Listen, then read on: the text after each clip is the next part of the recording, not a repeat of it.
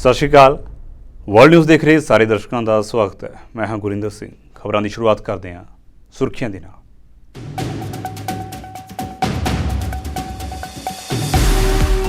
Sudan ਦੇ ਵਿੱਚ ਹਾਲਤ ਹੋਈ ਹੋਰ ਵੀ ਗੰਭੀਰ। ਲੱਖਾਂ ਦੀ ਗਿਣਤੀ ਵਿੱਚ ਲੋਕ ਭੁੱਖਮਰੀ ਦਾ ਕਰ ਰਹੇ ਨੇ ਸਾਹਮਣਾ। ਸੰਯੁਕਤ ਰਾਸ਼ਟਰ ਦੇ ਵਿੱਚ ਫਿਰ ਗੁੰਜਿਆ ਇਹ ਮੁੱਦਾ।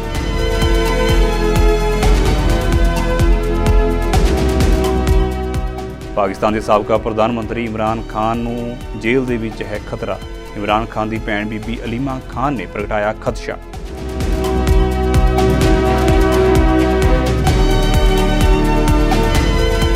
ਰੂਸ ਨੇ ਸ਼ੁੱਕਰਵਾਰ ਨੂੰ ਯੂਕਰੇਨ ਦੇ ਊਰਜਾ ਢਾਂਚੇ ਉੱਤੇ ਕੀਤੇ ਵੱਡੇ ਹਮਲੇ। 99 ਡਰੋਨਸ ਅਤੇ ਮਿਜ਼ਾਈਲਾਂ ਦੀ ਕੀਤੀ ਗਈ ਹੈ ਵਰਤੋਂ। ਯੂਕਰੇਨ ਦੇ ਆਰਮਡ ਫੋਰਸਿਸ ਨੇ ਦਿੱਤੀ ਇਸ ਸੰਬੰਧੀ ਜਾਣਕਾਰੀ।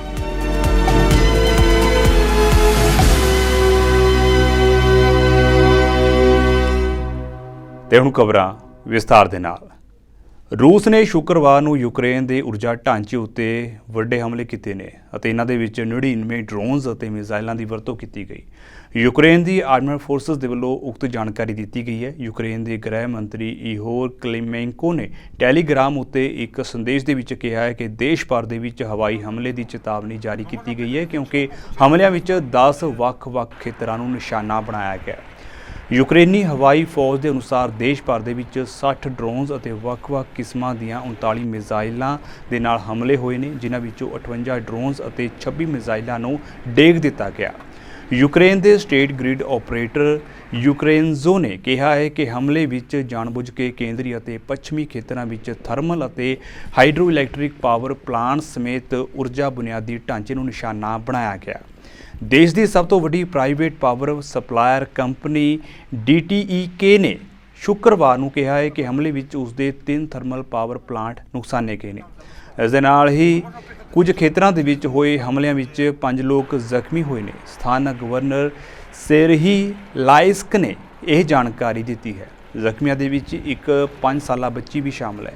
ਰੋਮਾਨੀਆ ਦੇ ਰੱਖਿਆ ਵਿਭਾਗ ਨੇ ਸ਼ੁੱਕਰਵਾਰ ਨੂੰ ਇਹ ਵੀ ਕਿਹਾ ਹੈ ਕਿ ਉਸਨੇ ਬਰੇਲਾ ਕਾਉਂਟੀ ਦੇ ਇੱਕ ਖੇਤੀਬਾੜੀ ਖੇਤਰ ਦੇ ਵਿੱਚ ਵੀਰਵਾਰ ਨੂੰ ਇੱਕ ਡਰੋਨ ਦਾ ਮਲਬਾ ਮਿਲਣ ਤੋਂ ਬਾਅਦ ਜਾਂਚ ਸ਼ੁਰੂ ਕਰ ਦਿੱਤੀ ਹੈ। ਇਹ ਸਥਾਨ ਯੂਕਰੇਨ ਦੀ ਸਰਹੱਦ ਦੇ ਨੇੜੇ ਹੈ। ਹਾਲਾਂਕਿ ਇਸਨੇ ਵਾਧੂ ਵੇਰਵੇ ਪ੍ਰਦਾਨ ਨਹੀਂ ਕੀਤੇ ਨੇ। ਉੱਤਰੀ ਅਟਲਾਂਟਿਕ ਸੰਧੀ ਸੰਗਠਨ ਯਾਨੀ ਕਿ ਨਾਟੋ ਦੇ ਮੈਂਬਰ ਰੋਮਾਨੀਆ ਨੇ ਪਹਿਲਾਂ ਹੀ ਕਈ ਵਾਰ ਆਪਣੇ ਖੇਤਰ ਵਿੱਚ ਡਰੋਨਸ ਦੇ ਮਲਬੇ ਦੀ ਖੋਜ ਦੀ ਪੁਸ਼ਟੀ ਵੀ ਕੀਤੀ ਹੈ। ਸੁਡਾਨ ਵੀ ਇਸ ਸਮੇਂ ਵੱਡੀ ਮੁਸ਼ਕਲ ਦੇ ਵਿੱਚ ਘਿਰਿਆ ਹੋਇਆ ਹੈ ਅਤੇ ਇੱਥੋਂ ਦੀ ਘਰੇਲੂ ਜੰਗ ਕਾਰਨ ਆਮ ਲੋਕਾਂ ਦੀ ਹਾਲਤ ਕਾਫੀ ਤਰਸਯੋਗ ਹੈ। ਸੰਯੁਕਤ ਰਾਸ਼ਟਰ ਦੀ ਪ੍ਰਤੀਨਿਧੀ ਰਾਜਦੂਤ ਲਿੰਡਾ ਥਾਮਸ ਗ੍ਰੀਨਫੀਲਡ ਅਤੇ ਸੁਡਾਨ ਦੇ ਲਈ ਸੰਯੁਕਤ ਰਾਜ ਦੇ ਵਿਸ਼ੇਸ਼ ਦੂਤ ਟੌਮ ਪੀਅਰੇਲੋ ਨੇ ਸੁਡਾਨ ਬਾਰੇ ਵਿਚਾਰ ਵਟਾਂਦਰੇ ਲਈ ਸੰਯੁਕਤ ਰਾਸ਼ਟਰ ਦੇ ਹੈੱਡਕੁਆਰਟਰ ਵਿਖੇ ਪੱਤਰਕਾਰਾਂ ਨੂੰ ਸੰਬੋਧਨ ਕੀਤਾ। ਉਨ੍ਹਾਂ ਕਿਹਾ ਹੈ ਕਿ ਕੁਝ ਹਫ਼ਤੇ ਪਹਿਲਾਂ ਕੌਂਸਲ ਨੇ ਰਮਜ਼ਾਨ ਮੌਕੇ ਜੰਗਬੰਦੀ ਦੀ ਮੰਗ ਕਰਨ ਵਾਲੇ ਮਤੇ ਨੂੰ ਅਪਣਾਉਣ ਲਈ ਇਕੱਠੇ ਹੋਏ ਸਨ। ਇਸ ਮਤੇ ਨੂੰ ਹੁਣ ਤੱਕ ਨਜ਼ਰਅੰਦਾਜ਼ ਕੀਤਾ ਗਿਆ। ਇਹ ਸੰਕਟ ਸ਼ੁਰੂ ਹੋਣ ਤੋਂ ਲਗਭਗ 1 ਸਾਲ ਬਾਅਦ ਸੁਡਾਨ ਦੇ ਵਿੱਚ ਸਥਿਤੀ ਵਿਨਾਸ਼ਕਾਰੀ ਬਣੀ ਹੋਈ ਹੈ ਅਤੇ ਇਹ ਹੋਰ ਵੀ ਖਰਾਬ ਹੁੰਦੀ ਜਾ ਰਹੀ ਹੈ। ਇੱਕ ਸਵਾਲ ਦਾ ਜਵਾਬ ਦਿੰਦਿਆਂ ਥਾਮਸ ਗ੍ਰੀਨਫੀਲਡ ਨੇ ਕਿਹਾ ਹੈ ਕਿ ਲੋਕ ਭੁੱਖੇ ਮਰ ਰਹੇ ਨੇ ਅਤੇ ਸਾਨੂੰ ਚਾਹੀਦਾ ਹੈ ਕਿ ਅਸੀਂ ਉਹਨਾਂ ਨੂੰ ਨਾ ਭੁੱਲੀਏ ਅਤੇ ਸਾਨੂੰ ਇਸ ਸੁਡਾਨ ਦੇ ਸੰਕਟ ਬਾਰੇ ਵੀ ਉਨਾ ਹੀ ਧਿਆਨ ਦੇਣ ਦੀ ਲੋੜ ਹੈ ਜਿੰਨਾ ਅਸੀਂ ਦੁਨੀਆ ਵਿੱਚ ਹੋਰ ਥਾਵਾਂ ਉੱਤੇ ਪੈਦਾ ਹੋਏ ਸੰਕਟਾਂ ਉੱਤੇ ਦੇ ਰਹੇ ਹਾਂ। And this is a particularly painful Ramadan for Muslim people across the world, in Afghanistan and Syria, in Xinjiang, Myanmar, Gaza, and as we are here to talk about today, Sudan. Today, instead of gathering for bountiful iftars, some 18 million Sudanese people face acute food insecurity. Children are starving, wasting, and dying. Far from their homes and their communities, millions of refugees are praying in overcrowded camps. Clean water is sparse. Measles, cholera, and other preventable diseases have spread. And then there are still those in Sudan, people in Darfur, who wake up not to the call of prayer, but to the sound of gunfire, of shelling, of cries for help. A few weeks ago, the Council came together to adopt a resolution calling for a Ramadan ceasefire. That resolution has thus far been ignored. Nearly a year since this crisis began, the situation in Sudan remains catastrophic, and it is only getting worse. Right now, just 5% of the UN's humanitarian appeal for Sudan has been met. Already, the World Food Program has had to cut assistance to over 7 million people in Chad and South Sudan. This includes 1.2 million refugees, people like those I met in eastern Chad back in September who struggled to find enough food even then. More than just lacking food, though, humanitarian workers are simply unable to deliver it to those in need. Since the start of this conflict, they've been on the ground, often putting their lives at risk to save people in Sudan, and yet combatants on both sides of the war have undermined them at every turn. Pakistan ਦੇ ਸਾਬਕਾ ਪ੍ਰਧਾਨ ਮੰਤਰੀ ਇਮਰਾਨ ਖਾਨ ਦੀ ਜਾਨ ਨੂੰ ਜੇਲ੍ਹ ਦੇ ਵਿੱਚ ਖਤਰਾ ਹੈ। ਤੁਹਾਨੂੰ ਦੱਸ ਦਈਏ ਕਿ ਉਕਤ ਪ੍ਰਗਟਾਵਾ ਇਮਰਾਨ ਖਾਨ ਦੀ ਭੈਣ ਬੀਬੀ ਅਲੀਮਾ ਖਾਨ ਨੇ ਇਸਲਾਮਾਬਾਦ ਹਾਈ ਕੋਰਟ ਦੇ ਬਾਹਰ ਪੱਤਰਕਾਰਾਂ ਦੇ ਨਾਲ ਗੱਲਬਾਤ ਕਰਦਿਆਂ ਕੀਤਾ ਹੈ। ਉਹਨਾਂ ਦੱਸਿਆ ਹੈ ਕਿ ਸਾਈਫਰ ਦਾ ਕੇਸ ਨੀਰਾ ਝੂਠ ਦਾ ਪੁਲੰਦਾ ਹੈ ਅਤੇ ਅਦਾਲਤ ਵਿੱਚ ਇਸ ਬਾਰੇ ਸਾਰੇ ਸਬੂਤ ਝੂਠੇ ਸਾਬਤ ਹੋ ਚੁੱਕੇ ਨੇ। ਬੀਬੀ ਅਲੀਮਾ ਨੇ ਦੱਸਿਆ ਹੈ ਕਿ ਸਾਜ਼ਿਸ਼ ਮਰੀਮ ਔਰੰਗਜ਼ੇਬ ਅਤੇ ਰਾਣਾ ਸਨਾਉਲਾ ਦੇ ਵੱਲੋਂ ਰਚੀ ਗਈ ਸੀ। ਇਸ ਸੰਬੰਧੀ ਬੀਬੀ ਅਲੀਮਾ ਖਾਨ ਨੇ ਦੱਸਿਆ ਹੈ ਕਿ ਬੇਸ਼ੱਕ ਸਾਜ਼ਿਸ਼ਕਰਤਾਵਾਂ ਦੇ ਖਿਲਾਫ ਪਰਚਾ ਦਰਜ ਕਰਨ ਤੋਂ ਪੁਲਿਸ ਭੱਜ ਰਹੀ ਹੈ, ਪਰ ਅਸੀਂ ਪਰਚਾ ਦਰਜ ਕਰਵਾਏ ਬਿਨਾਂ ਪਿੱਛੇ ਨਹੀਂ ਹਟਾਂਗੇ। ये बहुत बड़ी अहम बात है जो आपको पता होना चाहिए कि इमरान खान की जिंदगी बहुत सख्त खतरे में है। आपको पता है क्योंकि राना सनाउल्लाह, जिसने साइफर का केस का भी आपको पता होना चाहिए कि राना सनाउल्लाह ने किया था, फॉरेन ऑफिस ने नहीं किया था। ये साइफर का केस गद्दारी का इमरान खान के ऊपर राना सनाउल्लाह ने किया था। एक ये बात होगी। दूसरी बात, ये अब जान की धमकियां दे रहे हैं, चाहे मरियम औरंगजेब होगी चाहे राना सनाउल्लाह। ये जो बदमाशी अपनी तरफ से टीवी पे बैठ के दिखाते हैं, अंदर से इनका हौसला, ये सही बुज़दिल किस्म के लोग हैं। इनके ऊपर हमने FIR दर्ज कर रही है हमारी फैमिली, और मेरी बहन नौरीन न्याजी इसको ये FIR डालना चाह रही थी इस्लामाबाद में। जी अस्सलाम वालेकुम जी। जैसा मैम ने सारी तफसील आपको बता दी है, देन इंटीरियर मिनिस्टर जो राना सनाउल्लाह थे, उन्होंने ही ये साइफर केस बनाया। उन्हीं के नीचे ये साइफर केस की प्रोसीडिंग हुई, इसकी तफ्तीश उन्होंने की और ये सारी चीज़ें बनाई। और लेटर ऑन ये साइफर आज तक चल रहा है और आज खुल के सामने आ गया कि साइफर जो है दर हकीकत वो क्या था। आज हमने राना सनाउल्लाह और मरियम औरंगजेब और दीगर जो लोग जो सारी साजिश में और सारी क्रिमिनल कॉन्स्पिरेसी में शामिल हैं, उनके खिलाफ मुकदमा दर्ज करवाने के लिए मैम नौरीन न्याजी, जो कि चेयरमैन इमरान खान साहब की सिस्टर हैं, उनकी तरफ से थाने में गए। थाने वालों ने दरखास्त नहीं ली। उसके बाद हम SSP ऑपरेशन इस्लामाबाद के ऑफिस गए, वहाँ हम खड़े रहे और काफ़ी देर वहाँ वक्त गुजारा, लेकिन SSP ऑपरेशन जो है वो वहाँ पे दफ्तर में ना तो खुद रुके बल्कि चले गए किसी मीटिंग में, और उनके स्टाफ ने हमारी एप्लीकेशन नहीं ली। तो आज हम इस एप्लीकेशन को थ्रू TCS उनके ऑफिस भेज रहे हैं, मुतलका SHO जो है उनके ऑफिस भी भेज रहे हैं और SSP ऑपरेशन जो है उनके ऑफिस भी भेज रहे हैं। उसके बाद हम कल इस मुकदमे को अदालत में फाइल कर देंगे इंदराज मुकदमा के लिए, ताकि इस चीज़ की तफ्तीश होनी चाहिए कि किस बात पे और क्या हकायक है इसके पीछे। इस पे बड़ी तहकीक होनी चाहिए। बड़े सारे इस पे ਹਫੜਾ ਦਫੜੀ ਦੇ ਨਾਲ ਗ੍ਰਸਤ ਹੈਤੀ ਵਿੱਚ ਸਥਿਤੀ ਵਿਨਾਸ਼ਕਾਰੀ ਹੈ। ਇਸ ਸਾਲ ਹੁਣ ਤੱਕ ਗੈਂਗ ਹਿੰਸਾ ਵਿੱਚ 1500 ਤੋਂ ਵੱਧ ਲੋਕ ਮਾਰੇ ਗਏ ਨੇ। ਇੱਕ ਤਾਜ਼ਾ ਰਿਪੋਰਟ ਦੇ ਵਿੱਚ ਸੰਯੁਕਤ ਰਾਸ਼ਟਰ ਦੇ ਦਫ਼ਤਰ ਨੇ ਵਿਸਥਾਰ ਨਾਲ ਦੱਸਿਆ ਹੈ ਕਿ ਕਿਵੇਂ ਭ੍ਰਿਸ਼ਟਾਚਾਰ ਅਤੇ ਮਾੜੇ ਸ਼ਾਸਨ ਪ੍ਰਬੰਧਾਂ ਨੇ ਕਾਨੂੰਨ ਦੇ ਰਾਜ ਨੂੰ ਖਤਮ ਕਰ ਦਿੱਤਾ ਹੈ। ਗਰੀਬੀ ਨਾਲ ਜੂਝ ਰਹੇ ਹੈਤੀ ਵਿੱਚ ਫਰਵਰੀ ਦੇ ਅਖੀਰ ਤੋਂ ਵੱਧ ਰਹੀਆਂ ਝੜਪਾਂ ਨੇ ਫਿਰ ਤੋਂ ਨਵਾਂ ਸੰਕਟ ਖੜਾ ਕਰ ਦਿੱਤਾ ਹੈ ਤੇ ਜਦੋਂ ਗਿਰੋਹਾਂ ਦੇ ਇੱਕ ਤਾਲਮੇਲ ਦੇ ਨਾਲ ਹਮਲੇ ਸ਼ੁਰੂ ਹੋਏ ਅਤੇ ਪ੍ਰਧਾਨ ਮੰਤਰੀ ਏਰੀਅਲ ਹੈਨਰੀ ਦੇ ਅਸਤੀਫੇ ਦੀ ਮੰਗ ਉੱਠੀ। ਹੈਨਰੀ, ਜਿਸ ਨੇ 2021 ਦੇ ਰਾਸ਼ਟਰਪਤੀ ਜੋਵੇਨਲ ਮੋਇਸ ਦੀ ਹੱਤਿਆ ਤੋਂ ਬਾਅਦ ਹੈਤੀ ਦੀ ਅਗਵਾਈ ਕੀਤੀ ਹੈ, ਉਹਨਾਂ ਨੇ 2 ਹਫ਼ਤੇ ਤੋਂ ਵੱਧ ਸਮਾਂ ਪਹਿਲਾਂ ਇੱਕ ਪਰਿਵਰਤਨਸ਼ੀਲ ਕੌਂਸਲ ਸਥਾਪਿਤ ਹੋਣ ਤੋਂ ਬਾਅਦ ਅਹੁਦਾ ਛੱਡਣ ਦਾ ਵਾਅਦਾ ਕੀਤਾ ਸੀ। ਹਾਲਾਂਕਿ ਪਾਰਟੀ ਵਿਚਕਾਰ ਝਗੜੇ ਕਾਰਨ ਉਸ ਪੜਾਅ ਤੇ ਪਹੁੰਚਣਾ ਅਜੇ ਮੁਸ਼ਕਲ ਜਾਪਦਾ ਹੈ।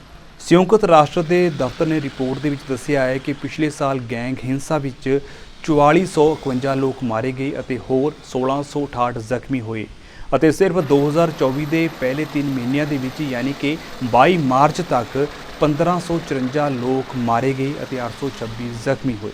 ਰਿਪੋਰਟ ਦੇ ਵਿੱਚ ਵਿਆਪਕ ਜਿਨਸੀ ਹਿੰਸਾ ਦਾ ਵਰਣਨ ਵੀ ਕੀਤਾ ਗਿਆ। ਰਿਪੋਰਟ ਦੱਸਦੀ ਹੈ ਕਿ ਔਰਤਾਂ ਨੂੰ ਗੈਂਗ ਦੇ ਮੈਂਬਰਾਂ ਵੱਲੋਂ ਬਲਾਤਕਾਰ ਦਾ ਸ਼ਿਕਾਰ ਬਣਾਇਆ ਜਾਂਦਾ ਹੈ ਤੇ ਅਜਿਹੇ ਘਿਨੌਣੇ ਅਪਰਾਧ ਕਈ ਵਾਰ ਤਾਂ ਅਗਵਾ ਕੀਤੀਆਂ ਔਰਤਾਂ ਦੇ ਪਤੀਆਂ ਦੇ ਸਾਹਮਣੇ ਕੀਤੇ ਜਾਂਦੇ ਨੇ। ਸੰਯੁਕਤ ਰਾਸ਼ਟਰ ਦੇ ਇੱਕ ਅਧਿਕਾਰੀ ਵੋਲਕਰ ਤੁਰਕ ਨੇ ਇੱਕ ਬਿਆਨ ਦੇ ਵਿੱਚ ਕਿਹਾ ਹੈ ਕਿ ਇਹ ਸਾਰੀਆਂ ਪ੍ਰਥਾਵਾਂ ਘਿਨੌਣੀਆਂ ਨੇ ਅਤੇ ਇਹਨਾਂ ਨੂੰ ਤੁਰੰਤ ਬੰਦ ਕਰਨਾ ਚਾਹੀਦਾ ਹੈ। ਰਿਪੋਰਟ ਦੇ ਵਿੱਚ ਗੈਂਗ ਹਿੰਸਾ ਦਾ ਮੁਕਾਬਲਾ ਕਰਨ ਲਈ ਗਠਿਤ ਅਖੌਤੀ ਸਵੈ ਰੱਖਿਆ ਬ੍ਰਿਗੇਡਾਂ ਵੱਲ ਵੀ ਇਸ਼ਾਰਾ ਕੀਤਾ ਗਿਆ ਹੈ। ਚੇਤਾਵਨੀ ਦਿੱਤੀ ਗਈ ਹੈ ਕਿ ਉਹ ਨਿਆਂ ਨੂੰ ਆਪਣੇ ਹੱਥਾਂ ਵਿੱਚ ਲੈ ਰਹੇ ਨੇ। ਇਸ ਵਿੱਚ ਕਿਹਾ ਗਿਆ ਹੈ ਕਿ ਅਜਿਹੇ ਬ੍ਰਿਗੇਡਾਂ ਦੁਆਰਾ ਛੋਟੇ ਅਪਰਾਧ ਦੇ ਦੋਸ਼ੀ ਜਾਂ ਗੈਂਗਾਂ ਨਾਲ ਸਬੰਧਾਂ ਦੇ ਸ਼ੱਕੀ ਵਿਅਕਤੀਆਂ ਨੂੰ ਕੁੱਟਮਾਰ, ਪੱਥਰਮਾਰ, ਵਿਗਾੜ ਜਾਂ ਜ਼ਿੰਦਾ ਸਾੜਿਆ ਜਾਂਦਾ ਹੈ। ਰਿਪੋਰਟ ਮੁਤਾਬਕ ਪਿਛਲੇ ਸਾਲ ਲਿੰਚਿੰਗ ਦੇ ਘੱਟੋ-ਘੱਟ 528 ਮਾਮਲੇ ਸਾਹਮਣੇ ਆਏ ਸਨ, ਜਿਨ੍ਹਾਂ ਵਿੱਚ 18 ਔਰਤਾਂ ਵੀ ਸ਼ਾਮਲ ਸਨ, ਜਦਕਿ ਇਸ ਸਾਲ ਹੁਣ ਤੱਕ 59 ਹੋਰ ਮਾਮਲੇ ਸਾਹਮਣੇ ਆਏ। ਨਾਈਜੀਰੀਆ ਦੇ ਵਿੱਚ 7 ਅਕਤੂਬਰ ਨੂੰ ਕੁਝ ਬੰਦੂਕਧਾਰੀਆਂ ਨੇ ਉੱਤਰ ਪੱਛਮੀ ਕੁਰੀਗਾ ਪਿੰਡ ਦੇ ਵਿੱਚ ਬੱਚਿਆਂ ਨੂੰ ਉਹਨਾਂ ਦੇ ਸਕੂਲ ਤੋਂ ਅਗਵਾ ਕਰ ਲਿਆ ਸੀ, ਜਿਸ ਨਾਲ ਦੇਸ਼ ਦੇ ਵਿੱਚ ਅਸੁਰੱਖਿਆ ਬਾਰੇ ਰਾਸ਼ਟਰੀ ਰੋਸ ਪੈਦਾ ਹੋ ਗਿਆ। ਇਹ ਗਿਰੋਹ ਇਹਨਾਂ ਬੱਚਿਆਂ ਨੂੰ ਆਜ਼ਾਦ ਕਰਨ ਬਦਲੇ ਪੈਸੇ ਦੀ ਮੰਗ ਕਰ ਰਿਹਾ ਸੀ। ਰਾਜ ਦੇ ਗਵਰਨਰ ਦੇ ਬੁਲਾਰੇ ਨੇ AFP ਨੂੰ ਦੱਸਿਆ ਹੈ ਕਿ ਸਮੂਹਿਕ ਅਗਵਾ ਤੋਂ ਬਾਅਦ ਰਿਹਾ ਕੀਤੇ ਗਏ 130 ਤੋਂ ਵੱਧ ਨਾਈਜੀਰੀਆ ਦੇ ਸਕੂਲੀ ਬੱਚੇ ਆਪਣੇ ਪਰਿਵਾਰਾਂ ਨੂੰ ਮੁੜ ਮਿਲ ਸਕੇ ਨੇ। ਅਧਿਕਾਰੀਆਂ ਨੇ ਦੱਸਿਆ ਹੈ ਕਿ ਐਤਵਾਰ ਨੂੰ 137 ਵਿਦਿਆਰਥੀਆਂ ਨੂੰ ਬਿਨਾਂ ਕਿਸੇ ਨੁਕਸਾਨ ਦੇ ਰਿਹਾ ਕੀਤਾ ਗਿਆ ਅਤੇ ਫਿਰ ਉਹਨਾਂ ਨੂੰ ਸਿਹਤ ਜਾਂਚ ਲਈ ਕਦੂਨਾ ਸ਼ਹਿਰ ਲਿਜਾਇਆ ਗਿਆ। ਬੱਚਿਆਂ ਦੀ ਬੁੱਧਵਾਰ ਨੂੰ ਰਾਜ ਦੇ ਗਵਰਨਰ ਉਬਾ ਸਾਨੀ ਦੁਆਰਾ ਆਯੋਜਿਤ ਇੱਕ ਸਮਾਗਮ ਵਿੱਚ ਆਪਣੇ ਰਿਸ਼ਤੇਦਾਰਾਂ ਦੇ ਨਾਲ ਮੁਲਾਕਾਤ ਕਰਵਾਈ ਗਈ। AFP ਨੂੰ ਦੱਸਿਆ ਗਿਆ ਹੈ ਕਿ ਕਦੂਨਾ ਵਿੱਚ ਰਿਹਾ ਕੀਤੇ ਗਏ ਸਾਰੇ ਬੱਚੇ ਰਿਸ਼ਤੇਦਾਰਾਂ ਨੂੰ ਮਿਲੇ। ਅਧਿਕਾਰੀਆਂ ਨੇ ਦੱਸਿਆ ਹੈ ਕਿ ਬੱਚਿਆਂ ਦੇ ਨਾਲ ਅਗਵਾ ਕੀਤੇ ਗਏ ਇੱਕ ਬਾਲਗ ਦੀ ਅਗਵਾ ਹੋਣ ਦੌਰਾਨ ਮੌਤ ਹੋ ਗਈ ਸੀ। ਅਧਿਆਪਕਾਂ ਅਤੇ ਸਥਾਨਕ ਲੋਕਾਂ ਨੇ ਪਹਿਲਾਂ ਕਿਹਾ ਸੀ ਕਿ ਲਗਭਗ 280 ਵਿਦਿਆਰਥੀਆਂ ਨੂੰ ਅਗਵਾ ਕੀਤਾ ਗਿਆ, ਪਰ ਫੌਜ ਨੇ ਕਿਹਾ ਹੈ ਕਿ ਰਿਹਾ ਕੀਤੇ ਗਏ 137 ਹੀ ਕੁੱਲ ਬੱਚੇ ਹਨ। ਤੁਹਾਨੂੰ ਦੱਸ ਦਈਏ ਕਿ ਹਥਿਆਰਬੰਦ ਅਪਰਾਧੀਆਂ ਦੇ ਗੈਂਗ ਉੱਤਰ ਪੱਛਮ ਅਤੇ ਉੱਤਰ ਮੱਧ ਨਾਈਜੀਰੀਆ ਦੇ ਵਿੱਚ ਆਮ ਤੌਰ ਉੱਤੇ ਭਾਈਚਾਰਿਆਂ ਉੱਤੇ ਹਮਲਾ ਕਰਦੇ ਨੇ, ਪਿੰਡਾਂ ਨੂੰ ਲੁੱਟਦੇ ਨੇ ਅਤੇ ਸਮੂਹਿਕ ਅਗਵਾ ਕਰਦੇ ਹਨ। ਜਾਣਕਾਰੀ ਮੁਤਾਬਕ ਫੌਜੀ ਵਿਦਿਆਰਥੀਆਂ ਲਈ ਜੰਗਲਾਂ ਵਿੱਚ ਖੋਜ ਕਰ ਰਹੇ ਸਨ ਅਤੇ ਰਿਸ਼ਤੇਦਾਰਾਂ ਨੇ ਕਿਹਾ ਹੈ ਕਿ ਅਗਵਾਕਾਰਾਂ ਨੇ ਉਹਨਾਂ ਤੋਂ ਵੱਡੀ ਫਿਰੌਤੀ ਦੀ ਮੰਗ ਕੀਤੀ ਸੀ, ਪਰ ਰਾਸ਼ਟਰਪਤੀ ਬੋਲਾ ਅਹਿਮਦ ਤਿਨੂਬੂ ਨੇ ਜ਼ੋਰ ਦੇ ਕੇ ਕਿਹਾ ਹੈ ਕਿ ਉਸਨੇ ਸੁਰੱਖਿਆ ਬਲਾਂ ਨੂੰ ਕੋਈ ਵੀ ਭੁਗਤਾਨ ਨਾ ਕਰਨ ਦੇ ਹੁਕਮ ਦਿੱਤੇ ਨੇ। ਨਾਈਜੀਰੀਆ ਦੇ ਵਿੱਚ ਅਗਵਾ ਹੋਏ ਲੋਕਾਂ ਨੂੰ ਅਕਸਰ ਅਧਿਕਾਰੀਆਂ ਦੇ ਨਾਲ ਗੱਲਬਾਤ ਤੋਂ ਬਾਅਦ ਮੁਕਤ ਕਰ ਦਿੱਤਾ ਜਾਂਦਾ ਹੈ। ਹਾਲਾਂਕਿ 2022 ਦੇ ਇੱਕ ਕਾਨੂੰਨ ਨੇ ਅਗਵਾਕਾਰਾਂ ਨੂੰ ਪੈਸੇ ਸੌਂਪਣ ਉੱਤੇ ਵੀ ਪਾਬੰਦੀ ਲਗਾਈ ਹੈ ਅਤੇ ਅਧਿਕਾਰੀ ਫਿਰੌਤੀ ਦੀ ਅਦਾਇਗੀ ਤੋਂ ਇਨਕਾਰ ਕਰਦੇ ਹਨ। ਗਾਜ਼ਾ ਦੇ ਵਿੱਚ ਇਜ਼ਰਾਈਲੀ ਹਮਲਿਆਂ ਨੇ ਸਿਰਫ ਸ਼ਹਿਰ ਦੇ ਢਾਂਚੇ ਨੂੰ ਹੀ ਨਹੀਂ ਸਗੋਂ ਉੱਥੇ ਵਸਣ ਵਾਲੇ ਹਰ ਇਨਸਾਨ ਨੂੰ ਪ੍ਰਭਾਵਿਤ ਕੀਤਾ ਹੈ। ਇਹਨਾਂ ਹਮਲਿਆਂ ਦੇ ਵਿੱਚ ਮਾਰੇ ਗਏ 32,000 ਤੋਂ ਵੱਧ ਲੋਕਾਂ ਦੇ ਵਿੱਚ ਤਾਂ 14,000 ਬੱਚੇ ਹੀ ਨੇ ਜਿਨ੍ਹਾਂ ਨੂੰ ਸਦਾ ਦੀ ਨੀਂਦ ਸੁਲਾ ਦਿੱਤਾ ਗਿਆ। ਅੱਜ ਵੀ ਇਜ਼ਰਾਈਲ ਦੇ ਹਮਲੇ ਜਾਰੀ ਨੇ ਤੇ ਫਿਲਸਤੀਨ ਦੇ ਵਿੱਚ ਹਰ ਪਾਸੇ ਮਾਤਮ ਛਾਇਆ ਹੋਇਆ ਹੈ। ਜੰਗਬੰਦੀ ਦੀ ਮੰਗ ਵੀ ਲਗਾਤਾਰ ਉੱਠ ਰਹੀ ਹੈ, ਪਰ ਅਮਰੀਕਾ ਦੇ ਹਥਿਆਰ ਗਾਜ਼ਾ ਦੇ ਵਿੱਚ ਮੌਤ ਦਾ ਕਹਿਰ ਲਗਾਤਾਰ ਵਰਸਾ ਰਹੇ ਨੇ। ਸੰਯੁਕਤ ਰਾਸ਼ਟਰ ਨੇ ਹਾਲ ਹੀ ਦੇ ਵਿੱਚ ਇੱਕ ਵੀਡੀਓ ਵੀ ਸ਼ੇਅਰ ਕੀਤੀ ਹੈ, ਜਿਸ ਦੇ ਵਿੱਚ ਫਿਲਸਤੀਨ ਦੇ ਉਹਨਾਂ ਬੱਚਿਆਂ ਨੂੰ ਵਿਖਾਇਆ ਗਿਆ ਹੈ ਜੋ ਹਰ ਰੋਜ਼ ਮੌਤ ਦੇ ਸਾਏ ਹੇਠ ਜਿਉ ਰਹੇ ਨੇ ਤੇ ਕੈਂਪਾਂ ਦੇ ਵਿੱਚ ਜ਼ਿੰਦਗੀ ਬਸ਼ਰ ਕਰ ਰਹੇ ਨੇ। I'm a senior in my last year of school, so I was really preparing for it. I was really excited to, it's like my first step on my journey, the door to success in life. But now all my dreams, all my hopes are dead.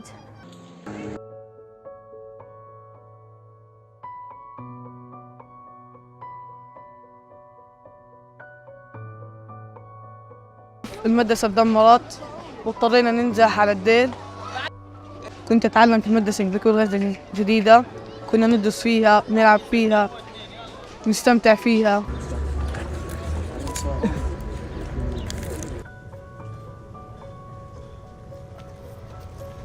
أنا مشتاق للحياة الطبيعية لما كنا نصحى نفطر قبل ما نروح على المدرسة، نروح الواحد يشوف أصحابه في المدرسة، يقرأ، يشوف الأستاذ. كنت عادي بروح على المدرسة، بطلع لما بدي، يعني بروح مع ماما بساعدها عادي، يعني بعمل كل إشي. سلمان أخويا استشهد كان أحلى منا وأحسن منا، بس إحنا عايشين بمكان غير.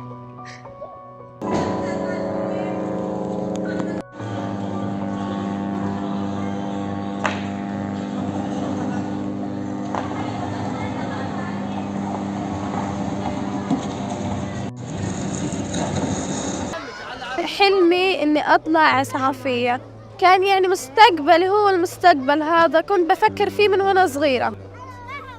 أتمنى إنه نروح بيوتنا ترجع الحياة الطبيعية ونرجع للمدرسة.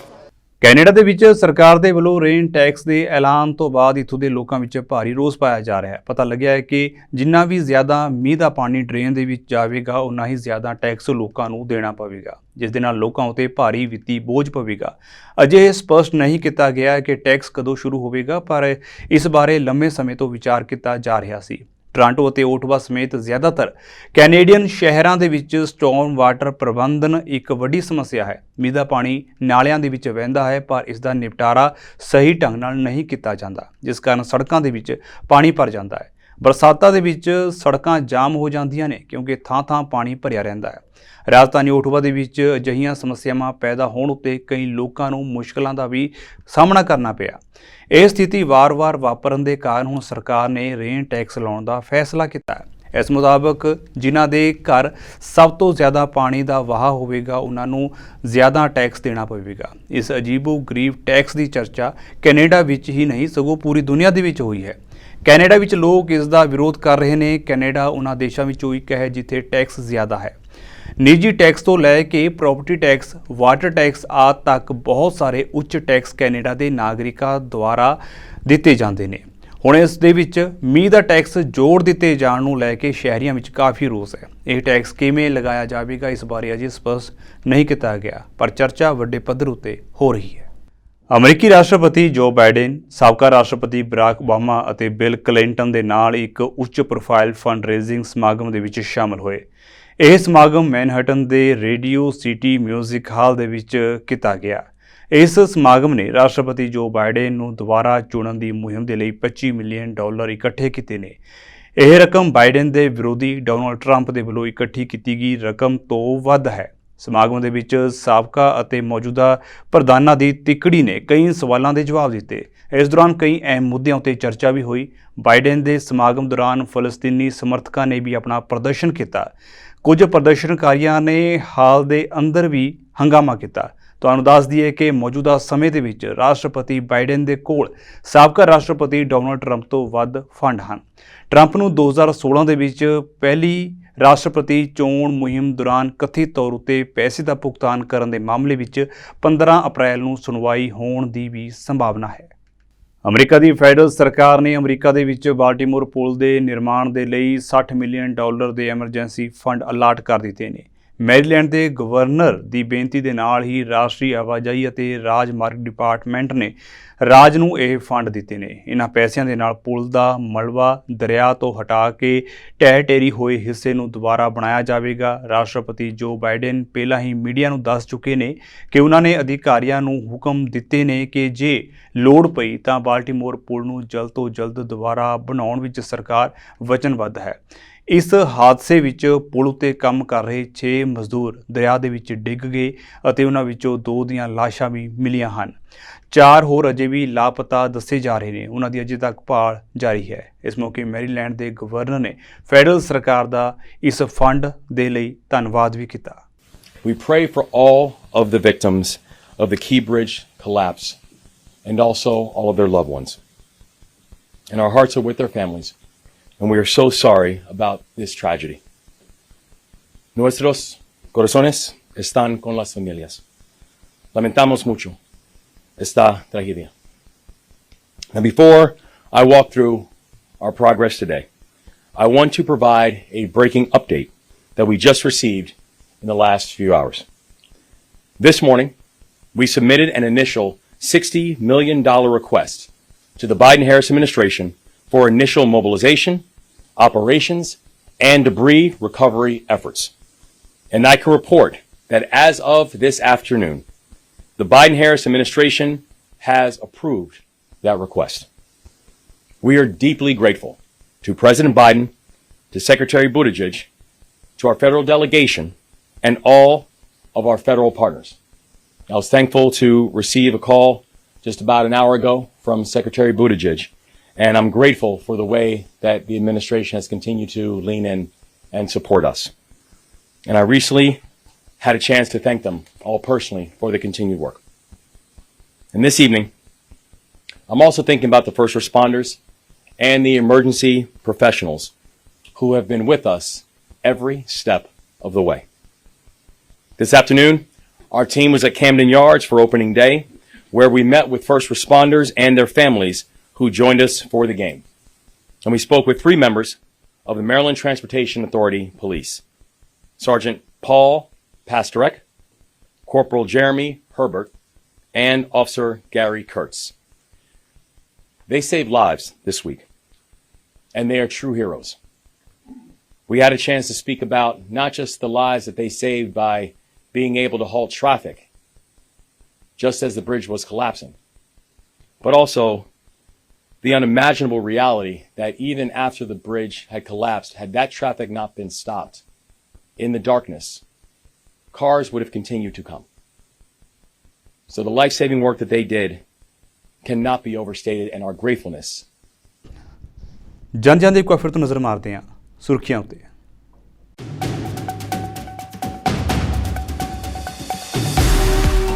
ਸੁਡਾਨ ਦੇ ਵਿੱਚ ਹਾਲਤ ਹੋਈ ਹੋਰ ਵੀ ਗੰਭੀਰ। ਲੱਖਾਂ ਦੀ ਗਿਣਤੀ ਵਿੱਚ ਲੋਕ ਭੁੱਖਮਰੀ ਦਾ ਕਰ ਰਹੇ ਨੇ ਸਾਹਮਣਾ। ਸੰਯੁਕਤ ਰਾਸ਼ਟਰ ਦੇ ਵਿੱਚ ਫਿਰ ਗੁੰਜਿਆ ਇਹ ਮੁੱਦਾ।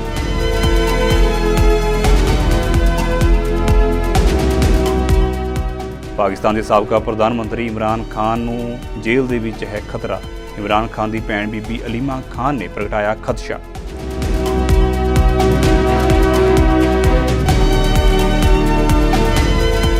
रूस ने शुक्रवार ਨੂੰ ਯੂਕਰੇਨ ਦੇ ਊਰਜਾ ਢਾਂਚੇ ਉੱਤੇ ਕੀਤੇ ਵੱਡੇ ਹਮਲੇ 99 ਡਰੋਨਸ ਅਤੇ ਮਿਜ਼ਾਈਲਾਂ ਦੀ ਕੀਤੀ ਗਈ ਹੈ ਵਰਤੋਂ। ਯੂਕਰੇਨ ਦੇ ਆਰਮਡ ਫੋਰਸਸ ਨੇ ਦਿੱਤੀ ਇਸ ਸੰਬੰਧੀ ਜਾਣਕਾਰੀ।